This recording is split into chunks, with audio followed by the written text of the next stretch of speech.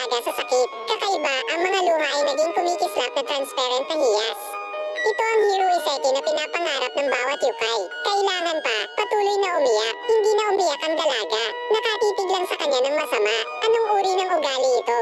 Ang iyong pagtutol ay walang silbi, halimaw. Ang negosyanteng nakatanggap ng laso ay umalis na lubos na nasisiyahan. Ngunit hindi niya alam na ang kapatid ng babae, si Hiei. Para hanapin ang nawawala niyang kapatid, na ngayon ay inaagaw ang espadang pumapatay ng demonyo sa kamay ng Diablo. Dahil ang bagay na ito ay maaaring magbigay sa kanya ng nakakatakot na kapangyarihan. Hinawakan niya ng mahigpit ang espadang pumapatay ng demonyo at itinutok ito sa kanyang noo. Saka naputol ang isip ko. Buksan ang ikatlong mata. Ang mahiwagang mata ay parang natural na mata. Maaaring subaybayan ang mga bagay na libo-libong milya ang layo. Napakabilis niyang natuklasan ang kinaroroonan ni Hiro Iseki. Tumalon siya mula sa isang mataas na gusali. Pagkatapos ay gumamit ng bilis na mas mabilis kaysa sa high-speed na riles. Makibalita sa transport truck. Kasabay ng tunog ng pagkabasag ng tanso at bakal. May kutsilyo lang. Hinati ni Hiei ang sasakyan sa dalawa. Nanginginig sa takot ang mga pasahero sa sasakyan. Ngunit muling inilabas ni Hiei ang kanyang kutsilyo. Gumamit ng espada para putulin ang maliit na kahon sa sasakyan. Nakita ko lang si Hiro Iseki na kumikinang sa loob. Nang malaman niya na si Hiro Iseki ay kinuha ni Hiei, galit na galit ang mag-aalahas. Upang maiwasan ang pagtugis ni Hiei, dinala niya si Koray sa isla upang ipagtanggol ang layunin. Dahil may isang lalaki na nagngangalang Sake sa isla, may isang grupo ng mga subordinate na mga mersenaryo na may nakakatakot na kapangyarihan sa pakikipaglaban. Upang ipakita ang kapangyarihan ng mag-aalahas, dinala siya ni Sake sa Coliseum. Sa pagkakataong ito ay dahan-dahang lumabas ang isang lalaki. Siya ay kinikilala bilang ang pinakamalakas na tao sa paburo. Sa isang suntok lang ay naging pulbos ang halimaw. Naghahanda silang ilagay si Koray sa isang selda, tulad ng paggangat ng sako. Ang Koray sa hawla ay misteryosong nawala. Bata pa lang alagad ni Sokya. Dahil bumangon ang kanyang konsensya, lihim niyang iniligtas si Koray. Ngunit noong gustong tumakas ng dalawa sa isla sakay ng helicopter, isang metro na matangkad na giant ang naglakad sa kalye. Nakita ko na lang na dahan-dahang itinaas ng kausap ang kanang kamay.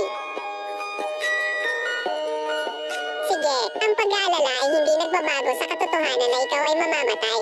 Ang mga kuko ng giant ay mas malakas kaysa sa mga baril ng laser. Malakas nitong sigaw, dahilan para mas dumaloy pababa si Koray kay Hiro Iseki. Sa kabilang banda, natuklasan din ito ni Hiei at ng ilang iba pa. Nakulong si Koray sa isla ng Thursday niya, kaya't ang ilang tao ay sama-samang pumunta sa isla upang iligtas. Ngunit si Hiei ay sabik na iligtas siya. Walang pakialam sa anuman kundi magtrabaho bilang isang pangkat. Direktang gumawa ng mahabang hakbang ng sunod-sunod.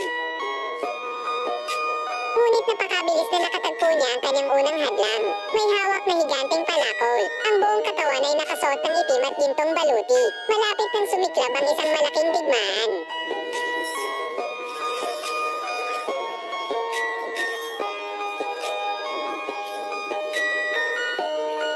Ang unang laban ay walang tiyak na paniniwala. Parehong nagsimula ang ikalawang round. Dahil sa pagkakaiba ng lakas, napilitan si Hiei na dahan-dahang umatras. Tingnan ang higanteng palakol sa iyong harapan. Si Hiei na tumalon sa plancha ay umiwas sa palakol. Sinong mag-aakalang tatalon din si Bu tulad ng Nox Ian Guillotine? Nahati sa kalahati ang plancha. Sa kabutihang palad si Hiei ay gumulong sa oras at hindi nasugatan.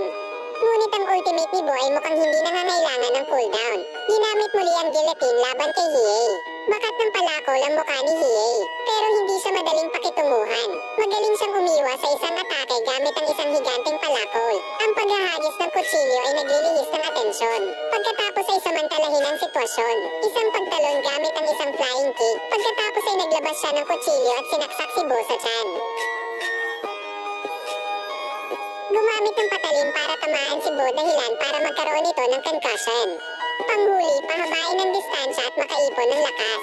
Sumugod pasulong na may pagtalon.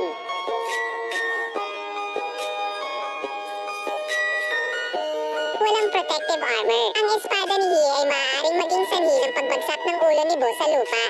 Alam kong hindi ko siya matatalo. Pakiramdam ko ay pabigat lang ang mabigat na sibat. Kaya dahan-dahang hinubad ang baluti na tumitimbang ng libo-libong kilo. Kapag natanggal ang baluti, ang kanyang buong katawan ay naglabas ng nakakatakot na aura. Kinampas ni Hiei ng kutsilyo ang kamay ni Bu. Ngunit lumikha lamang ito ng isang maliit na kislap. Muling tumalon si Hiei na hindi makapaniwala. Hinaharang ng masasamang espiritu ang lahat ng pag-atake.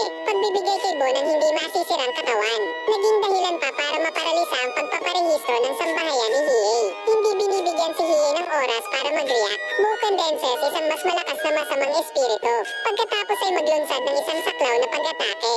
Nagsimulang bumaliktad ang sitwasyon.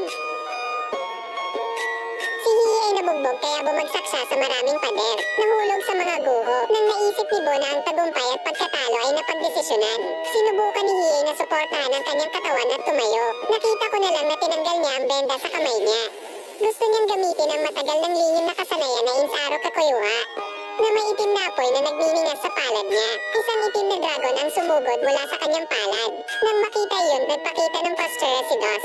Palamigin ang masasamang espiritu sa buong katawan. Maghanda ng direktang umatake kasama ang dragon ni Hiei. Ang kakilakilabot na kapangyarihan ay naging sanhi ng pagyanig ng lupa. Nagsimulang umatake si Bo. Agad namang nakontrol ni Hiei ang itim na dragon. Kinagat niya si Bo sa lakas ng isang mabangis na tigre. Pareho silang hindi nagpapigil at ginamit ang lahat ng kanilang lakas. Gumamit pa si Hiei ng sobrang lakas. Lumilitaw ang mga bitak sa braso. Ngunit tiniis pa rin niya ang matinding sakit at nadagdagan ang kanyang lakas.